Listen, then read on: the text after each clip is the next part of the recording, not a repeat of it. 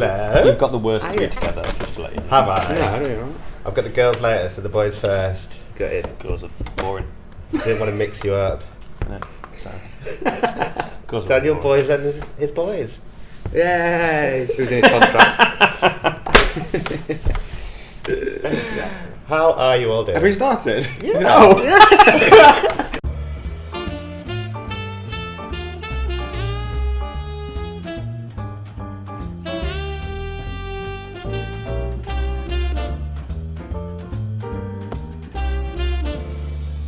All right, we started. Look at Hello. me. So funny. Well, Yeah. start whatever you want. Hello.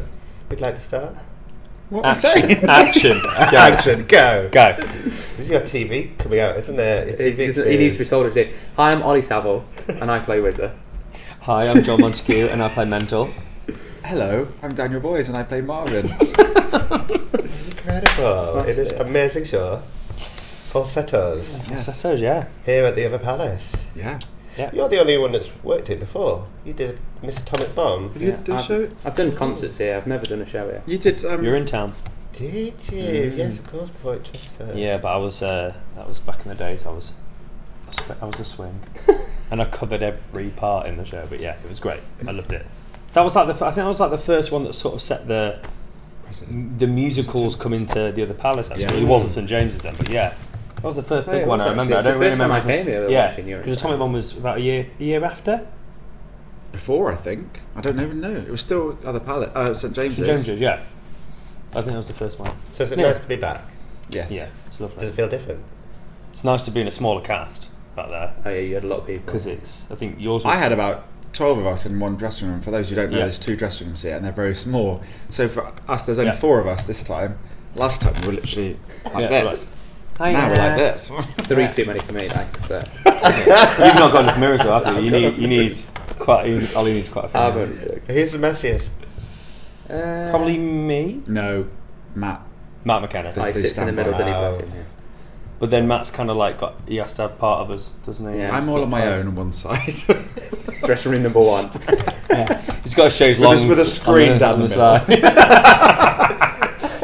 Yeah. So does Matt cover all 3 of you? Yeah, bless him. And he's. And has he been on? all Yeah, 3? Yeah, he was all on 3. Yesterday, wasn't Ah, Mhm. Don't know how he does it. amazing. Yeah. He's doing an amazing job, incredible job. So for anybody who doesn't know the show, sum it up for me. he? Daniel, Yeah. Go on, Marvin. you're so good though. Dan Not basically, good. Marvin opens the show and it's sort of with what he sings at the beginning explains pretty much what happens. So Yeah. we just go, Daniel. So I open the show. I don't know. We all open the show with this 4G's in a room bitching.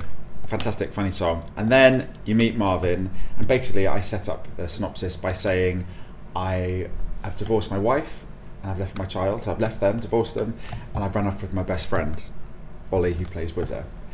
And that is basically, I tell the audience that straight away. And now we're going to meet everyone, and this is how we deal with it.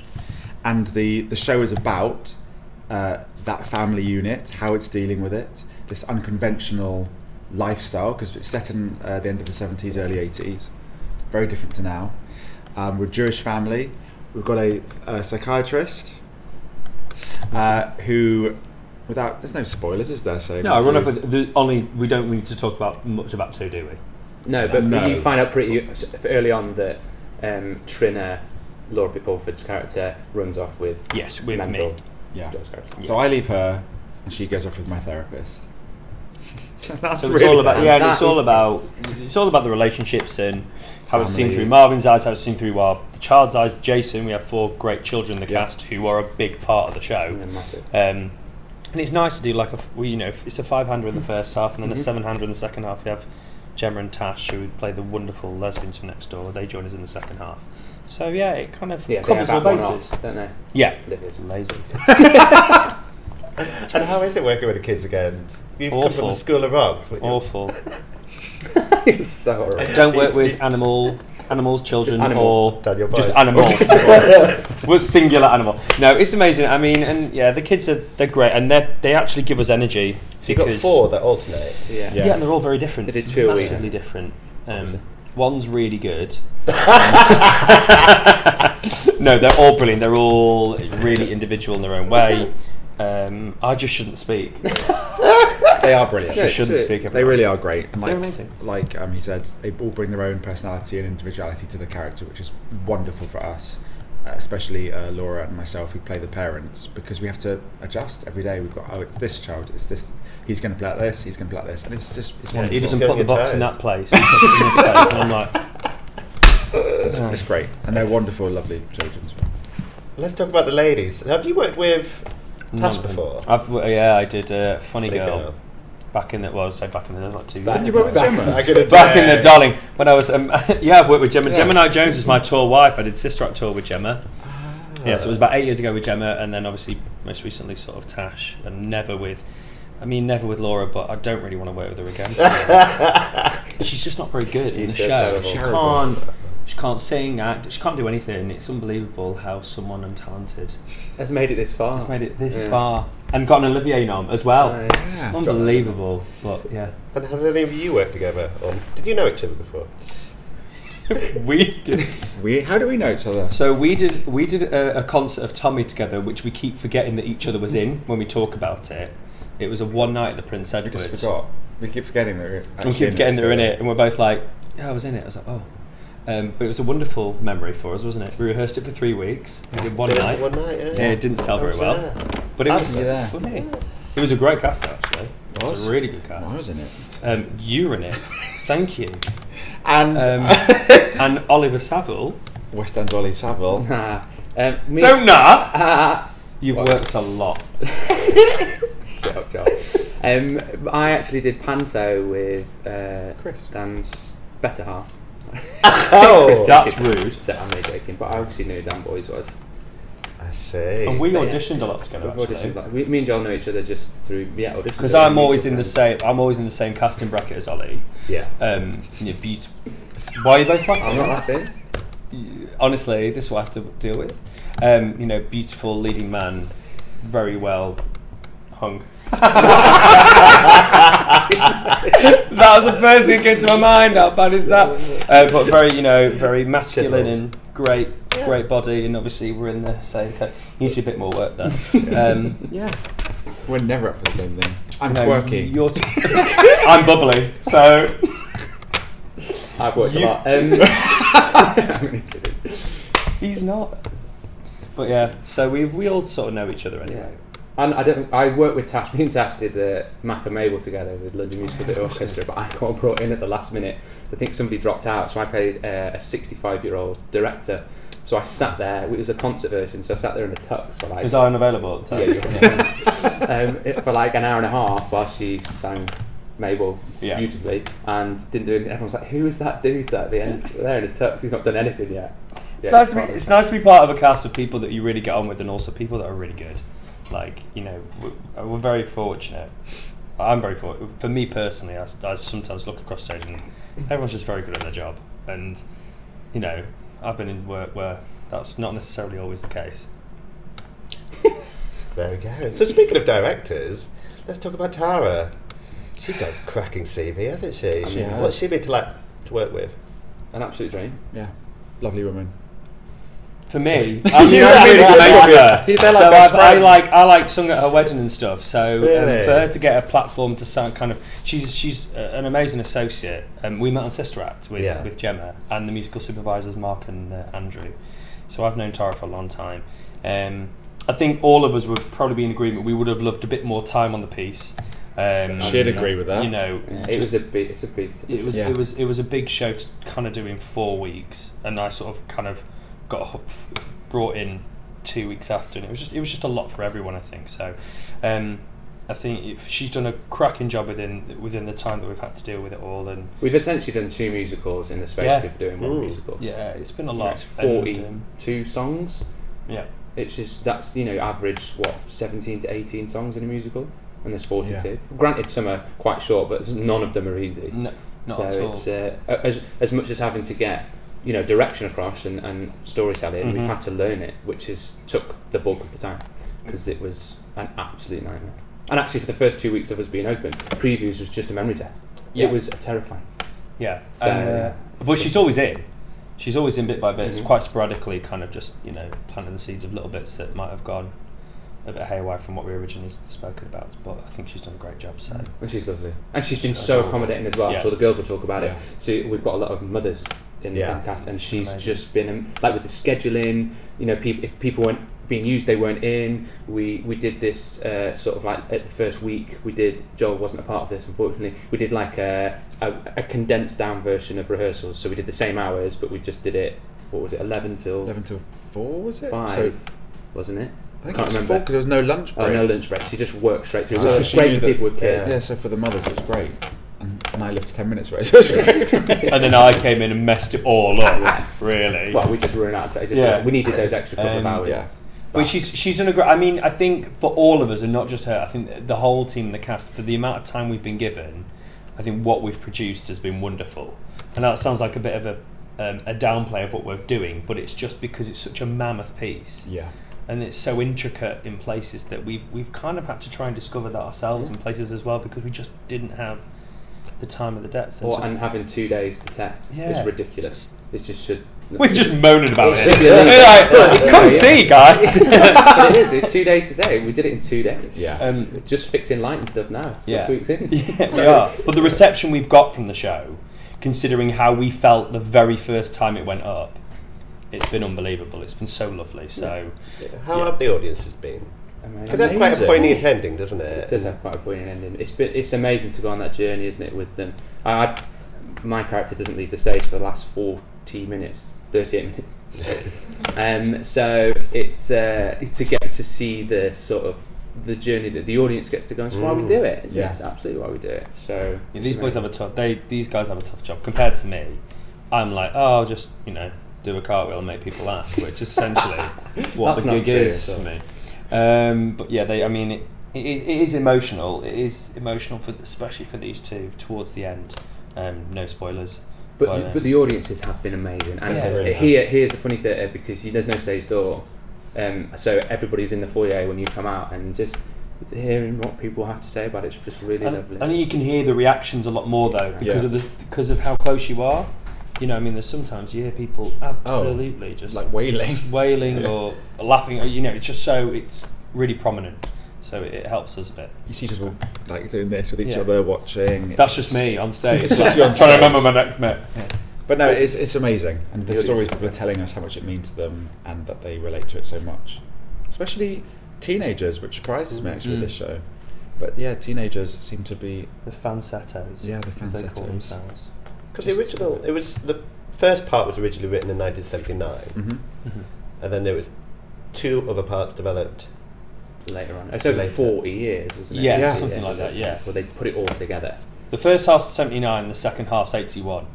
But there was another right, one called, I was going to say The Wrong Trousers, that's the Wallace and March Gromit. of the No, there's something Falsettos. about the trousers or in the trousers. That was the first, that's a prequel to this. Oh, really? Yeah. I mean, and there we all think, thought it would have been Lord yeah. of the Rings with 3 acts, isn't it? Let's shove it in, why not? While we're here. We might as well. So I think they then What's took some of another that piece? and put it into March the Falsettos. So back then it was quite groundbreaking for its time. Absolutely. Because of the themes. Yeah. It was before Angels in America. It was before Rent. I think it was one of the first pieces to deal with this, the backdrop of the AIDS epidemic. So it was a hugely important show. And obviously the landscape of the AIDS crisis has changed significantly since then, but how important is it that these stories still get told? Well, going back to how the people react, what moves me more than anything is seeing an older generation of men in the audience sobbing. One the other day had to leave because he was just crying and just got up and left. And to me, that means it's obviously still very raw to them. They obviously lost people, and we can't begin to imagine. All we could do is research, and that's what we did. We did a lot of research, looked at photographs, looked at interviews with people, and so all we can do is try and tell the true story of how it was. But we didn't live through it, so we don't know. I was a child during the 80s. I remember all the adverts, but not really understanding what it was going on. Seeing these men who are incredibly moved by what we're doing, it's very relevant. And it's still important. Yeah, people now live with AIDS and HIV, but back then, no, that's not the case. That wasn't the case. And it's like history, isn't it? You just got to, and it's unfortunately very, I say local history, it wasn't that long ago. at all, and it's terrifying what people went through at that time. Just the unknown, the complete unknown. That's what gets me. Take this drug because we think it'll make you better. Don't know what it's going to do to you. Okay, it was horrendous, absolutely horrendous. It's that like Ollie just hit it on the head. It's the fear of the unknown. Like I've only just been educated in how much they really didn't know about it, especially because the Gemma's character, who's the Doctor Charlotte, she sings a song in the show that is quite relevant to it, but it's the not knowing of what this disease is and why it's affecting the community so much, and why it's affecting the world, and especially the gay community in that time. And of course it's still important that we tell this story massively. I think it always will be. I've said in a few interviews it's a show that was ahead of its time, but then I think it's still so relevant now. Yeah, massive. Even with the whole coming out to your family thing, as much as now it's a lot more widely accepted, it's still not. It's not at all in our very small part of the world, maybe. But even then, it's not. It's difficult. People. It was definitely ahead of its time, because I mean, like having a small child in the show that has a gay father that was in a heterosexual relationship, and then he has to involve his world of having his father in a gay relationship, his father's two best mates being a lesbian relationship, and then his mother being a heterosexual. Like he kind of has the best of every world in one sense, but has to get used to it in that timing, which now is normal. Now it's normal for a child to have two mums or two dads, but still not as normal as we'd like it to be, is it? No, Still, not at all. Yeah, but it's getting more accepted. It's a lot more acceptable around the world now, which is good. And yet we're 40 years after it was originally written, and only one day after Northern Ireland I know. I was just about to say that. changed the laws on same-sex marriage. Yeah. Nuts. That's what I'm saying. It's like crazy, isn't it? Tiny part. We're in London, where you can be whoever you want to be, but you go out sort of not that far away, over an ocean, a very small ocean. Not even over an ocean. Well, no. And how's it been for you playing a gay character? Do you feel a responsibility? Yeah, we chatted about it in rehearsals. I was actually thought when I got offered the part, is this okay? I was terrified, because I was like, what if I don't do it justice? I'm not gay. I don't know what it's like to be gay. I know what it's like That's to. a lie.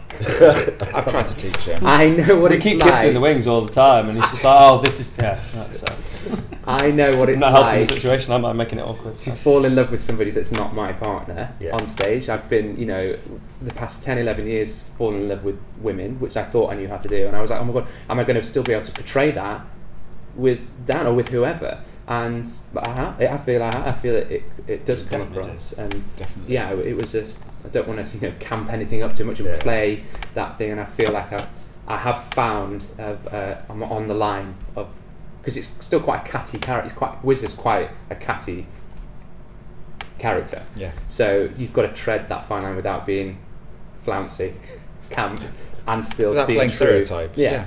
And I didn't want to play a stereotype. So, but again, I just stripped it right back and went, this character is in love with this character. What's the difference? Yeah. And that's all I did. But yes, it was on my mind going, oh my god, I hope I do this well. But yeah, it's been great. I've really enjoyed it. You're very good at it, mate. A little too good at it, maybe. Yeah. But yeah. How hard is it to fall in love with Oliver every night? I mean, look at it. Look at it. I said to her the other day, I said, Mm. just really staring at your eyes in that scene just then. He's got the most beautiful eyes.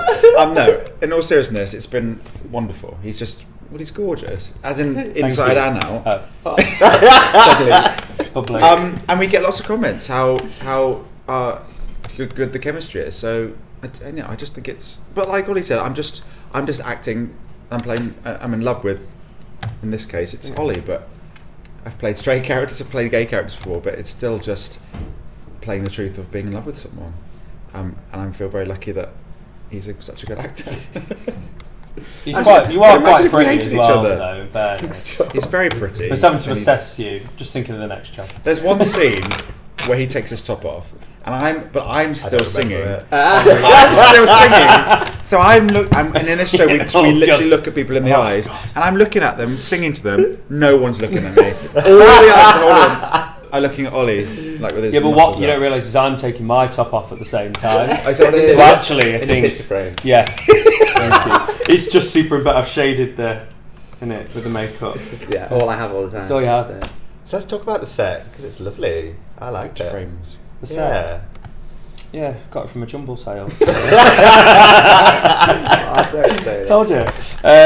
No, I didn't really. I've worked with PJ before actually. PJ McAvoy, who designed it all. I did a project with him back at college. I choreographed a project he designed.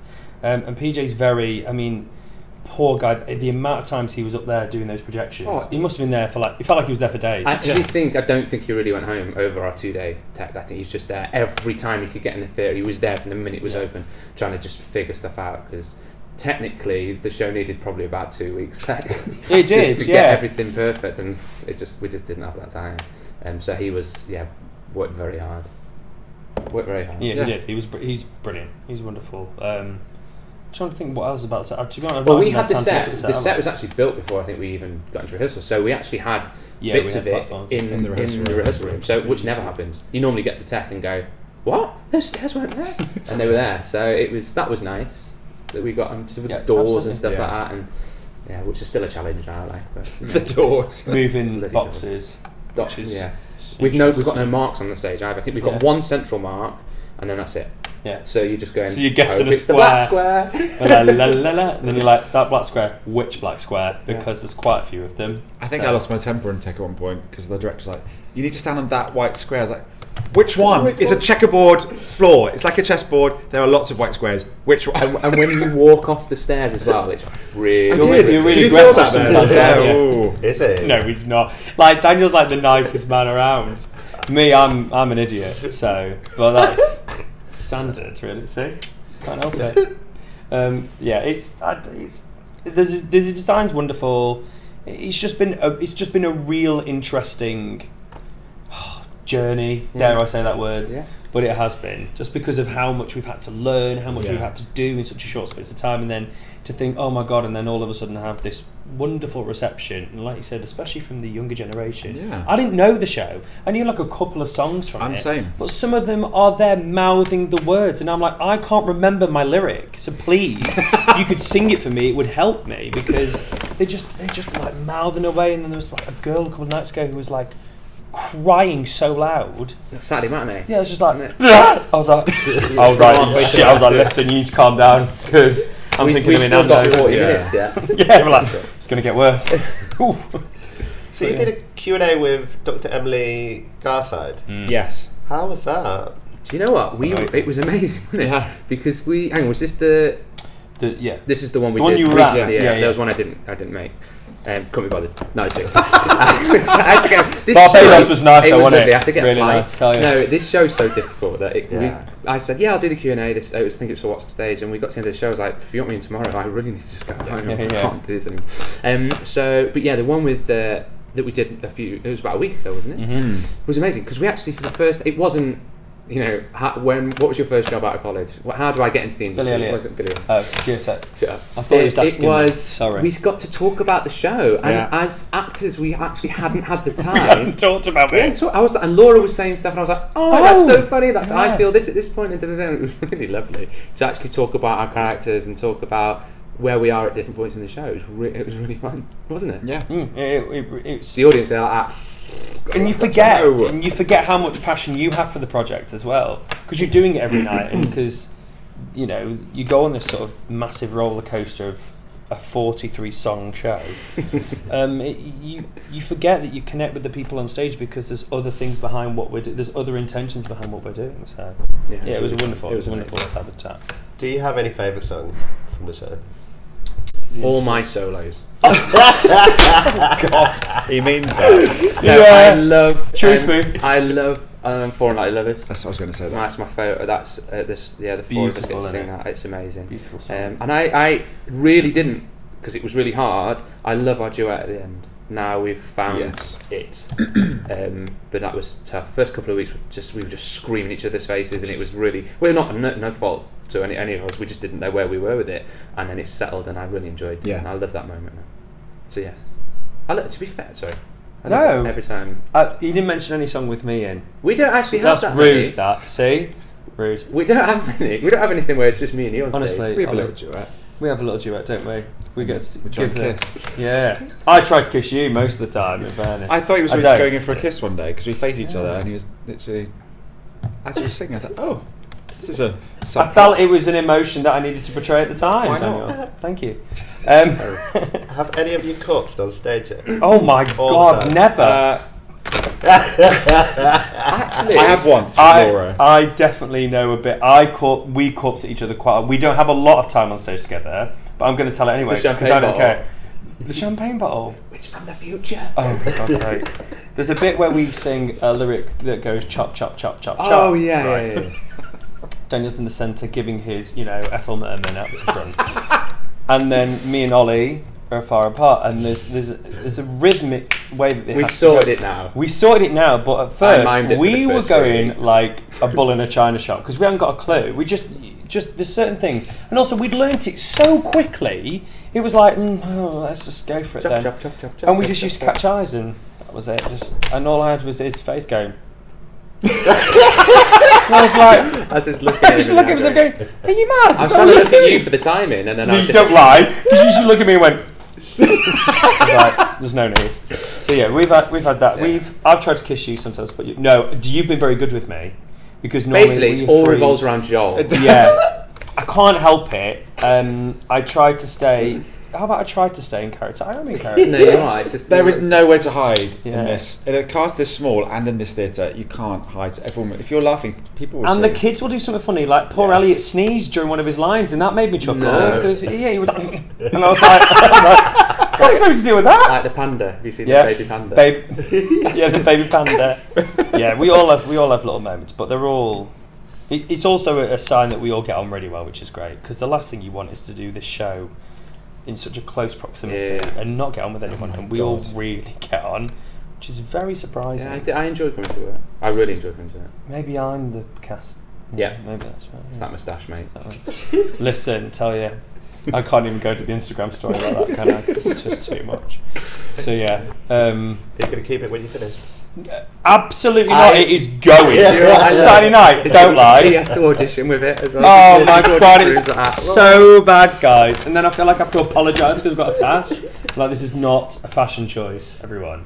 I don't care. I'm gonna tell the Instagram story. So basically, I had obviously we go and see fans upstairs, and I had a picture with this lovely girl chatting away, and then she sent me the picture, and then a message underneath saying, Was it from her mum? yeah, saying no, it was from her saying, "Oh, my mum's friend contacted my mum because she thought I was being groomed." I mean, we're laughing at that. It's not a laughing matter. I was wearing my North Face jacket with this tash on, and I was going, just having a picture with someone, but I was like, thank you. When it's not the rest of the costume, it Yeah, doesn't do you make know what I sense. mean? I was like, cool. When you great, don't look like Ron Burgundy. Yeah, or a fat Walt Disney, either way.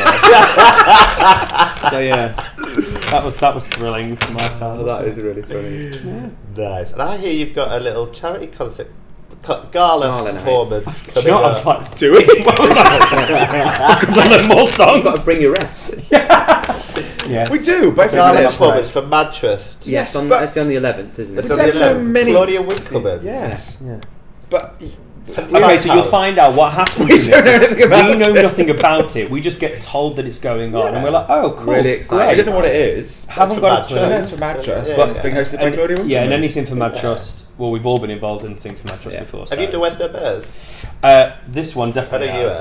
have. I obviously I should be doing West End Bears. You should be doing West End You Bears. should. I did Western Eurovision. If they asked you to Oh, get your West kit End off next year, would you do it? I mean, listen, you We know. nearly did this year, didn't we? And Tried yeah, to we do nearly it. tried to do a bit of a double act actually. Yeah, they Should have weren't been having quite funny. Yeah. Yeah, it's sort of a French and Saunders sort of thing We going should do down, that. You know. We should do that. Get in Yeah, touch. thank Make you. it happen. But no, yeah, I mean Mad anything Trust for Mad, insane. but anything for Mad Trust, especially with this show in particular. Yeah. You know, it's the perfect sort of thing. Calendar. Oh, Oh, we are doing the calendar. yes. Our yeah. company manager sat over in the corner going, the calendar! Calendar! The calendar! Yeah, we're doing that on Friday, aren't we? We're doing that on Friday. Yeah. So Yeah. you are getting your kit off. Yeah, I'm getting my Oh, car. you've got your kit off before. I've seen it in I G have. time. I have. Many. Shut up, have you not Yeah. seen that? Yeah. Absolutely not. I need to I see used to have it that. on my bedroom wall. Laminated. No, Dan! I hope this is going out after 9:30. Yes! Who cares? Why not? Have you still got that Joseph coat? Yeah. In fact, I did a cabaret earlier this year in April. You wear it backstage, don't No, you? but I brought out the It's a dressing coat gown. and talked about it. And I said, I've not put this on, and I couldn't do it up. I was like, oh God. You can now. But now I can. Yeah, because you went on a really strict diet at the beginning, didn't you? I did as well. It's called a seafood diet. Seafood, I ate it. But you see, always there, straight in. How about a couple of seconds ago we were being really serious? I know. But now, Right, I get it. it's like the show, though, isn't it? Yeah. Laughter. Then it 3.5. gets hit. Yeah, exactly. Yeah, it's true. There we go. Yeah, man. Right, well, I'm going to go and let you get ready while I go and talk to the girls. Thanks. Hello there. Hello. Ladies. Hello. So I've just had the boys and now I've got the girls. Here it comes. I've been more excited about meeting you two there, to be fair. You said that to the voice, didn't you? Yeah, I bet. It's all right. We get it. It's fine. So how are you both? Yeah. Good. All We're right. still alive. Yeah? Yeah. Still going? Yeah. Just. We're halfway through? Over halfway. Oh, just over halfway. I think we've got 5 weeks left, including this week. So It's sort of quite a long run. Yeah, it's been ages, but it's felt like 5 minutes. It's like really strange. Sometimes it feels like it's gone on forever, and then sometimes it feels like it's like just only started. I isn't know. it? I know. Yeah. But sort of been through so much with it already that you sort of feel like we've been doing it forever as well. Yeah, And have you enjoyed it? absolutely. God, yeah, absolutely, yeah. I mean, the characters are amazing, so you get to sort of. Well, it's a real grower. I can't speak for your part, but Trina certainly is. Like, you know, it's like being in a relationship with someone. You learn more and more about them as the show keeps going on, and so even now I'll be doing a show and I'll go, oh, that's what that means, you know. And it's lovely for that because the lyrics are so intricate at places and so bizarre in places as well that you're constantly making sense of them, and sometimes it's a new sense of them. You know, one night you go, oh, I'm going to try something new with that, and it's sort of very giving in that way, the piece. And you hear it over the tannoy for me, because I get to sit in Act 1 and not, and prepare, obviously. I was about to say not do anything, but I prepare, I work very hard. And you hear, like, you'll hear Laura will just flip something on its head vocally, or like leave something to, and we'll go, oh, and it's been 5 weeks of me and Gemma Knight-Jones going, ooh, it's different. Like, and it's a proper show for that, isn't it? Different every night. It's never the same. Nothing's ever. I mean, I don't sing an eighth as much as Paul Laura has to, but it never feels sung in. It never feels like this is how I sing the role, this is how I do this part, and this is where the light is and the shade. You just, because we're a small cast, we're an intimate cast, so we kind of like, there's nothing not to enjoy about that. We go on every night and everyone's always doing something different. Yeah. It's very exposing as well, so you can't just go onto autopilot. You just sort of, Ollie and I, Ollie, who plays Whizzer, you've just spoken to, we sort of start the show at the beginning, and we're in the wings and we're waiting to go on, and we just look at each other every night, even now, and we go, I don't know if we're going to get through this. And obviously we do, but it feels like such a marathon, the show, at the beginning. You can't think about it. You just sort of go out and it happens, and it keeps going whether you want to keep going with it or not. It does, because the whole thing is sung through. But at the beginning of the show, it feels like the tallest mountain to climb, and you know, and it's almost like at the end of every show you're like, thank you very much, you know, because it feels like you've run a marathon.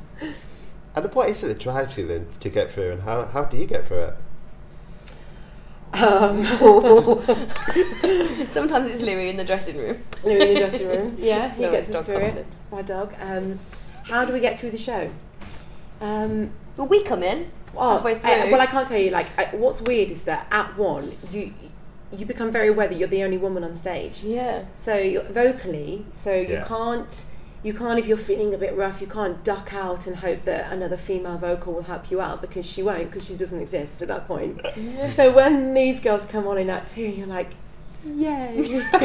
Sort of like female solitude sort of feeling, and it's solidarity, and it's lovely, and so yeah, I think you don't think about it. You just keep going, and you just you try and be as present as possible. I think the minute you start to think, what the next words, what's happening next, you're gone, you're lost. You just have to. It really is as easy as listening and reacting. I know that's a cliche acting thing, but it is. It's that easy. And the minute you decide that that's what you're going to do, it works and it happens. So, and because the show's sung through as well, I think if you do drop something, there isn't a rest. There isn't there isn't a change of patter to sort of go, okay, that song's finished, I've got a little minute now to check in with where my voice is at, and I'll go into this scene. There isn't, it leaves you behind, and if you don't cling on, then it's just going to go off anywhere without you. So you've kind of got to like keep sharp with it, haven't you? And I think it was you that was saying it, wasn't it, that it's like two different shows. It's not actually like one, because they are very different pieces, and they work together tremendously well, but it's like your journey in Act 1 is so worlds away from Act 2. Yeah. And I think they're all like that. 2 years have passed as well. Yeah. So, and in that time, she gets married in Act 1, but you know, people change a lot in 2 years, especially after we see her Trina going through the sort of her husband leaving her in Act 1, and then, you know, 2 years later she's calmer and she's more at ease, and that's nice to play in Act 2. It's sort of, you breathe a bit more in Act 2. You don't breathe at all in Act 1. Literally as well as figuratively. Yeah. So let's mention the L word. So you're playing a lesbian. Oh, I was like, which L word? Which one? There's so many. Yes, I'm playing a lesbian. In a pair of dungarees. How comfy are they? Right, so these dungarees have become, they're a bit of an obsession of mine now, and I've gone out and bought a pair of cord dungarees. They're not pink, because I'm not that brave, not as brave as Cordelia. But people ask me, like, they're like, the first thing is, I really love the show, I knew nothing about it, I was really excited to see it, and oh my god, everyone's so amazing, and then the third question, or the third comment is always, where did you get your dungarees from? I think a girl came one night in the dungarees, yeah. Which is, I'm for that movement, big time. Absolutely. Yeah, it's But I was talking to brilliant. Oliver earlier about playing gay characters and whether you felt a responsibility to it. How's it been for you? I'm very, very open, and I've been brought up in a wonderfully sort of accepting family, and I've always felt like, you know, love is love, you love whoever, and I'd never stopped to think about it in such binary terms as, oh, I'm a straight person playing a gay character. I don't think of it like that. My character happens to love a woman, and that's honestly, organically, how I feel about it. And it's been a real shocker, a positive shocker for me and Gemma to come out of the stage door every night, and nearly always there will be a young couple or a young woman on their own saying, I've never seen real women represented on stage who love the way that I love, like in this way. That it's so, there's so not many things out there at the minute, bits of art that bits of musicals like that kind of, you know, really, really shine a light on the fact that love is everywhere, and we're not all, you know, kind of cliched versions of what you imagine a lesbian to be. Everyone is normal, and it's just we fight and we bicker and we're not perfect, and that happens on stage, and we get to show that, and the feedback from audiences has been amazing, that they're just happy to see themselves represented. And I think it's the same with a woman that's been left, or with two men, or even like a young boy that's kind of going, what is going on with my life, what is my family's not, you know, the way that I expected them to look. And I think that the good thing about this show is that every kind of love is represented. But I'm having a whale of a time. I love it. The fan base is interesting, isn't it? Because the fan base of heavily, very girls at sort of 18, 19, quite young girls, and that they take up the majority of the fan base, and it's extraordinary and lovely. And they're so supportive. But it's interesting. I always say to them, tell me why you love this piece, and why you're such a fan of it. And they often just say, well, it's the characters, like they can connect to one or three or all of them, and because they're flawed people. Like, I think every single character in the show has something to hate about them, as I think everybody in life does. I mean, no one walks around perfect. I don't. I'm horrifically flawed, and I think that is something that we go, it's okay to be flawed.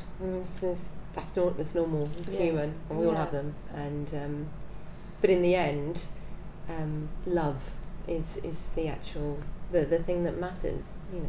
I think it is in some way. I'll go as far as to say it's kind of it is a bit of a super objective behind every scene, behind every character, where we're all looking to understand the love that we feel, or to change what the love means in our relationship. Like it's so human, and I'm just pleased that I got to play it opposite Gemma Knight Jones as well, who's we're both young mums, so we've already got like this crazy connection that kind of has nothing to do with our characters, and we just did that from day one, and I feel so comfortable with her, and I'm glad that comes across, and we're all comfortable with each other, aren't we? We've got amazing standbys. We've got 2 brilliant standbys, and we all share dressing rooms, and one of them is our social secretary, Matt McKenna, and he organises all the darts, all the bingo, and then Tasha's just there being a rock and baking for everyone all the time, so it's just pretty awesome, actually. Like, it's a good family vibe, isn't it? It's a tight-knit family. It is a tight-knit family. Yeah. So tell me more about the boy. So you've worked with Joel before? Yes. Yeah. So was it nice to be reunited? Yeah, I was like, oh no, oh no. I knew, because the thing is, the minute Joel walks into a company, you know that you can't get away with anything. He's so funny, and he makes jokes out of everything. He makes light out of everything. But he's just hilarious. And he's great. You had crash course in Joel Montague, didn't so you? we were just thrown together, and thank God we just sort of fell in love with each other. But he was, it was sad to lose Matt halfway through rehearsals, and but we gained Joel, and he's such an asset to the show, and I love working with him. He really just keeps us happy and light and sane, and well, not always sane, but it just. He's just great. He's a great company member. Yeah, and he's always like previously like that's what I took away from working with him the first time, was that he was a great company member, and obviously, I mean, gosh, it feels like ages ago that he joined. Like it's time frame on this musical has been odd. I've got married halfway through, so oh wow, congratulations! Thank you. Amazing. So, are you gonna miss it? Yeah, definitely. 100%. I will miss the character. I think she's just fantastic in every way. I just adore playing her. So I will miss it. It's a really exhausting show. It's the hardest show I've ever done. So it doesn't mean that your day is all about building up to doing the show. And it's a very emotional show. So it takes a toll on you as a person, and physically and mentally and emotionally and vocally, and it's really demanding. So it will be nice to have a rest when we finish, but I will miss it, a lot. Everybody and the show itself. I didn't realise, because I'm a big PittPulford fan and always have been, but I didn't realise how hard, because you played so many prolific roles, I didn't realise how hard it was for you, because I think I just see you as superhuman, but no, it is a massive arc of a person, isn't it? You have to do everything. It is, and you don't think it's going. I remember not walking into the job thinking it was going to be as difficult as it was, but it's a challenge, and like I said, that thing every night when we go, how are we going to get through this, are we going to survive, it really does feel like I've accomplished something after every single show. It really is like I did it. And I don't always have that on every show, but this I do, because it is like conquering a huge mountain. Let's talk about Tara. The boys are very complimentary about her. Yeah. How's it been for you working with? She's been amazing, and she has, along the way faced so many different things, and losing a cast member, and she was really so brilliant at not letting it faze her, and therefore it didn't faze us, and at creating this really great company. Her spirit the whole way through was amazing. Every day, you just felt, okay, well, she's okay, so I'm okay. Okay, well, she's okay, then we can be okay. And I think that's so valuable in a director. And she's just been great. And we didn't have enough time to put the show on. It was so quick. We had 4 weeks, and really the 4 weeks could have been done just learning music. But we then had to, learn the music and put the show on, and she did it. And we had 2 days to tech it. And she did it. Yeah, I don't know how she did that. That was mad. We all went, have you seen the schedule? That's not going to happen, is it? And it happened. And it happened with no shouting, no crosswords, no like lost breaks, nothing. Everything went. Silliness still existed within the tech. It was all. And I think she's a human as well. She's a real humanist of a person. She never. A lot of directors I've had the privilege of working with before are fantastic with poker faces, and that's great. But what I've seen, which is fresh for me, in a relationship with a director, is somebody that does not, her emotions completely unbridled. Maybe it's because she has an extensive performing CV herself, but she just, if she's upset or if she's feeling the scene, she just lets it out, and if she thinks something's funny, she's the loudest laugh in the room. And that kind of feedback which is so generous and so like unaware is really like quite rare actually to come across, and especially in somebody that, you know, had this mountain to climb, and we just sort of felt like we were all doing it together, and she trusted us as well, didn't she? Yeah, she Probably did. a bit too much, because there were times where I went on and went, why did she let me get away with doing that? But she just kind of cast the people that she believed in, and I think it's worked. Yeah, she went with her gut on pretty much everything, I think. Yeah. And has it surprised you how, I mean, part of the show was written 40 years ago, and how it still seems to resonate? Was that a shock? Well, I think it rightly still resonates in a different way. Yeah. I actually think it is a piece of history, you know, that we deal with the AIDS crisis in Act 2. I think what was amazing was that I'm an 80s baby, but I sort of researched it a lot doing this show, and I saw some horrific pictures, and I knew about the AIDS crisis, but I didn't really know about it, and it's sort of been quite hard hitting to see those images and work through that and understand what it would have been to go through, you know, how it was, how it developed, how, you know, they didn't know what it was, and how suddenly it just started killing off all these men. And I just think that awareness has certainly been heightened for me. And also, I think the idea of the dysfunctional family that we have in this piece is still very much relevant today. But what's fascinating today is that we are so much more accepting of same-sex parents. So, you know, a kid at school that has 2 mums and 2 dads is now acceptable. It should have always been acceptable, but now we see it more and more, and it's becoming, that's just what it is. And that it wouldn't have been the case in 1979, and especially as a Jewish woman whose husband leaves her for another man. I mean, that would have been utterly destroying for her, and the shame that it would have brought on her family, and dealing with that. And I just hope that now, if we dealt with it, it wouldn't be so hard hitting to us. But it still is. It still is, unfortunately, and it's still something that we're dealing with, I think. So I think we've definitely advanced, but we've still got a way to go. What do you hope an audience is going to take away from it when they come and watch it? Everything. No, it's. I mean, I have to say, like, our audience is small, large, quiet, loud. They've all. You feel it when you've got an audience. You go out and you know within a second if they're with you, if they're listening, if they're open. And something amazing about this show is the way it somehow manages to open up people, whether they want to be opened up or not. And I couldn't wish for any better fan base, support network, people that come and they are shocked at how moved they are. I've had that so many times with friends and friends of friends and work friends that have come in and gone, I came in, I didn't know what I was expecting, I kind of heard about it on Broadway, but now it's here, and I thought, I'll give it a go because you guys are in it, and oh my god, like, I can't, like, I'm so emotional, I need to go away and think about it. And, you know, theatre isn't always about emotion, but it's a bloody good start at getting across really important points that the writers want you to feel. You swore, that's awful. I said, is bloody a swear word still? Yeah, it is. Is it? It's all right. Daniel said far worse earlier. Post watershed.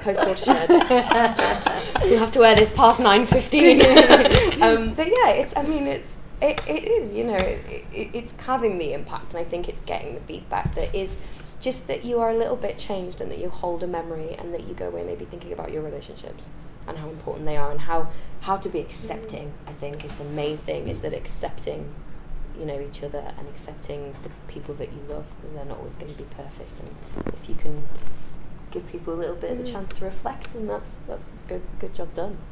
Tell them a story. Yeah, you'll laugh until you cry, and you'll cry until you laugh. Some people ugly cry, and it's brilliant because we all ugly cry. We had Saturday. We had Saturday, and one girl from Holding to the Ground onwards. If you know the show, so it's about 2/3 of the way into Act 2, and it was the loudest cry. Gone. Was she gone? I've never heard anything like it. Like, yeah, but that's second what row you to want. the audience were going, Is she okay? and we all came off stage and we were like, I don't think we need to stop the show, because the girl was just, you know, breaking, her heart was breaking. And So then you can imagine at the end of the show it was just uncontrollable. I just wanted to say, it's okay. It's not real. That's awesome. That's the thing about the other palace as well. It's such an intimate venue that you really do see everything. If someone falls asleep, not that anyone has on this show, but I've seen a few. Just like you can see everything and everyone, and you know when people are really getting it, and you know when people are a bit like, what's happening? But it's so much fun. And you've both spent a bit of time touring and out of London. Is it nice to be back? Yeah. I always love being in London. Yeah. I love my own bed. Oh, yeah, for sure. If I had a choice. Yeah. I commute, so I'm sort of just outside London, so my day is mainly about, are the trains on time? What will the trains do? And by the time I get here, I've already been through like a 4-part opera of like actual like emotion of like, please be on time. But I love London. I have to be because I'm a young mum, I have to be very careful about what I take, because it has to justify me being away from my baby and not putting him to bed 6 nights out of 7. So when I choose things, I choose carefully, and this is the beating heart of London. This is a venue I've always wanted to work at. I've worked with this woman a few times, and I wanted to work with her properly, and that's been a tick in the box as well. So like, I just it has to tick a lot of boxes, and it's definitely going to be one to miss, I think. Love is blind. Love can tell a million stories. Love's unkind, spiteful in a million ways. Here's dietetic, delicious, your filthy vicious food that's from the heart. So take a bite and see if all your friends agree. It's good.